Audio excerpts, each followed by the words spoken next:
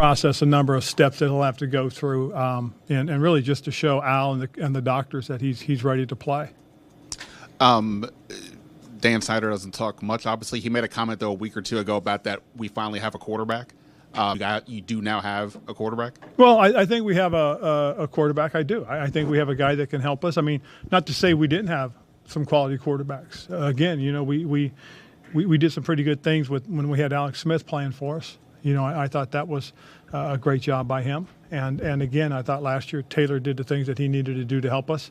But I think we have a guy that we can now establish and rally around and build off of, which is what we tried to do in the offseason as far as making sure we had a stout offensive line to protect him and the playmakers. And again, I'll always refer to that because I think that's what you have to do. And now in our circumstances, in our situation, I think we have a guy that we can establish and build around. What can having Kerrigan around, how can that help the ends specifically? Well, I think the practical experience. The one thing about Ryan is that from the time I got her and watched him that in 2020, just how much of a true pro he is, a veteran pro, a guy that does things the right way, takes care of himself the right way. I think that'll be very important to our young guys to learn from his example and his experience. And I tell this a lot of times to guys that are former players that are coaching. Doesn't make you a better coach, just makes you a guy with experience and that they can relate to, and that in itself is special. So I think he'll use that and that'll help him in terms of his growth and development as a coach, but also his gaining the players' respect. Mm-hmm. And I know you talked last year and this year specifically with the D-line about taking care of their responsibilities, paying attention to the littlest details.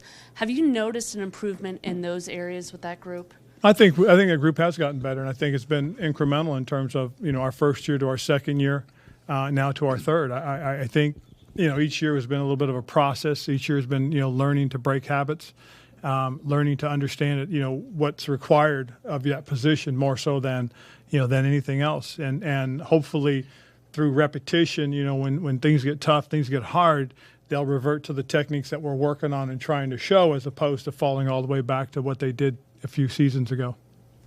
Going back to Ryan, the fact that he was teammates with Chase Young, Montez Sweat, and those guys, and he knows their techniques and their skill set, how can that help both the ends and Ryan as a coach? Well, I think if you understand, what are your players' strengths and weaknesses, that'll be a focus. It'll be working on refining those strengths and improving those weaknesses. I think that's a huge benefit for a coach, especially somebody that can be technically sound at that position and really truly understand it. I mean, like I've said before, the toughest position on this team is linebacker because of the three guys that have all played it. We sit there and you can really help a guy refine what he does and how he does it based on your practical experience, and that's what you're going to see with Ryan. Him being able to work with Montez and Chase, I think that's going to be huge, and then helping Casey and James Smith and F.A., for those guys, that's going to be great. But the guys that I'm really interested to see how it impacts are going to be the young guys. How does it affect Shaka? How does it affect BK? I mean, those are young guys that could really benefit from that, and hopefully they're taking advantage of it. Coach, just a couple questions. One for clarification for the first one. The Brian Robinson thing, when you were mentioning at home and then coming into the building, is he working with the same doctors, or is it more like a different doctor and then working with your? No, he's working with the same people. What I'm saying is that at home, what he's doing is, we're just telling him, hey, at your leisure, as you start to wake up, you bring yourself in when you're ready. Now it's, hey, this is going to be the schedule. So as we move up that timeline, we go through that process. Now we'll start getting him in earlier. Now we'll start having him do specific things. Those first few days of recovery were tough on him because I think it was the second day he was really sore. And, it was one of those things that, now I told him, hey, just stay home, relax a little bit, and we'll come get you pretty soon. So, as he goes through this process, the timeline in terms of his daily workout schedule and recovery schedule will change. Second question will be can you describe what this week kind of feels like? Is it different than other weeks, knowing that this is the week going to face an opponent? It is. And I thought the energy this morning in meetings and then out there on the practice field was what you're looking for. The guys do understand it. It's on. As you go through every week, in training camp is a little bit different. It's like I always tell players, I always tell coaches, they always say, wow, this guy looks great, this guy looks great in the first couple of weeks before you play a game. And then all of a sudden you play a game and say, wow, I expected him to play better. Well, the truth is there's consequences now. Consequences changes everybody's mindset, their outlook. It changes the way they approach the game. It changes the way they play, their technique, their styles. Why? Because there's consequences. When there's no consequences, it's easy to try and jump and out. It's easy to break downhill. But now all of a sudden you add a little something to it. Now there's a little hesitancy in those guys that aren't quite as confident. And that's kind of what you look for, at least I do when I'm watching players early on in camp. Those first 2 weeks, they mean something, but they don't mean, you found somebody. You got to get them out there on the field and see how they react. And it's even different when you go from the preseason to the regular season. What I'm saying? I mean, it really is. It's a huge step. It's a huge move, and players will approach it differently. They will look at it a little different. What are your initial thoughts on the Jaguars and preparing for them, a team taking over with a new coach taking over? Well, first of all, I know they're very well coached. And I've had the opportunity to be around Doug, and I know who Doug is. Doug's got a tremendous resume as well, not just as a coach, but as a player. And he's had a great deal of success, so they're going to be coached differently. Their outlook and their approach will be differently. They'll be doing like we did a couple of years ago, and that's trying to get away from who they've been.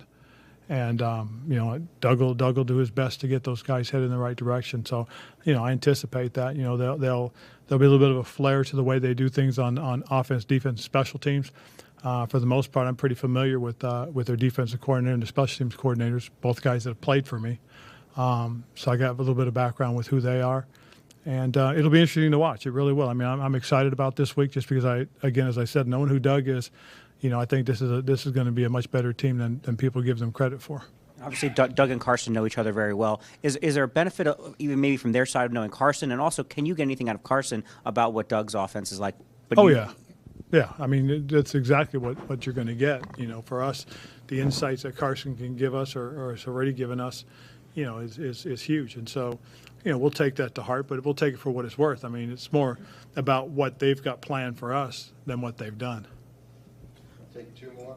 For the beginning of the season, you kind of have to work through the kinks or whatever. What are you kind of looking for in the offense the first 4 or 5 weeks in terms of what they might have to grow through in terms of just whatever that is? Well, the biggest thing they have to grow through is, again, you're going to have 5 playmakers on the field at a time, but there's only one ball. And so it's really going to be about what is your role, what is your responsibility, because what will happen is Scott will introduce the offensive game plan. And each guy should know exactly what his role is and how he fits into that game plan. And as you go into the game, now it's about, okay, which matchups are winning? Okay, those are the matchups we got to exploit. You know what I'm saying? So that first drive is going to be real important for us. And hopefully, we go 8, 9, 10 plays in that first drive, so we get a pretty good sense about that. And then based off of that, that's how you'll call your game. Why? Because you'll see, oh, wow, this is a matchup we're winning. We got to continue to exploit it. We got to go at that. Or, you know what, we're struggling over here, but over here it's pretty. Let's go back to this side. So that's what you'll look for that at the beginning of the games. Well, that's kind of what you'll look for as you go through the first 3, 4, 5 games is, okay, who's winning, who's, and why. Okay, so in the next game you're going to go, okay, he was winning last time. They may pay a little bit more attention to him. So you go in that first series, so, oh, you know what, they're not doubling him up. We can go ahead and continue over here. Or they're going to double this guy up and we anticipated it. These will be the calls that we'll use. You know what I'm saying? So, again, as we go through it, you're just trying to find out who's establishing themselves. And then you're going to look for consistency of play. And then you'll look at situational football. How are we doing in situational football? Are we doing the right things, based on down and distance, based on field position, in the red zone, what's happening, short yardage situations, third down situations. So those first 3, 4, 5 games, you will be able to gauge where you are and obviously what you've got to improve on and what you've got to continue to be good at. Hold on, go ahead. Oh, that's a challenge every year, but oh yeah. How much of that is pertaining to this year with kind of the weapons that you guys have? Right. Well, that's huge. I mean, and again, after the 4 weeks, how is getting Brian back going to impact it if he's ready to go? How are we going to fit him in if he's ready to go? When how will that affect and impact the rest of the offense? So, You're always looking at those things, those little things. The same thing with the defense. How's it impacted?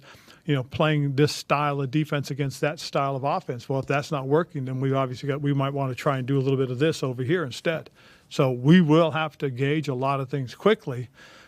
This year, I think it's even going to be a little bit more just because of who we have now, and trying to find that right combination of players and play calling.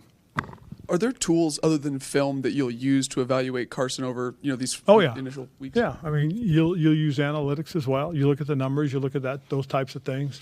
You'll have to, as you evaluate him, not just on the film, but okay, who's he playing against? Who are we playing against? Are we giving him an opportunity to succeed? That's one thing I always believe in. I always tell it to you guys. Before we do anything, we got to look and make sure we're putting the players in position to succeed. And are we using his skill set to our advantage? I mean, we know he can throw the ball. He's got a good arm. He throws it deep. He throws the deep outs. He throws the deep crossers very well. So we've got to make sure that every opportunity to give him succeed, we're doing that for him. All right. Thanks, Coach. All righty. Thanks. Cool. Bring, Ron Kerrigan in next week.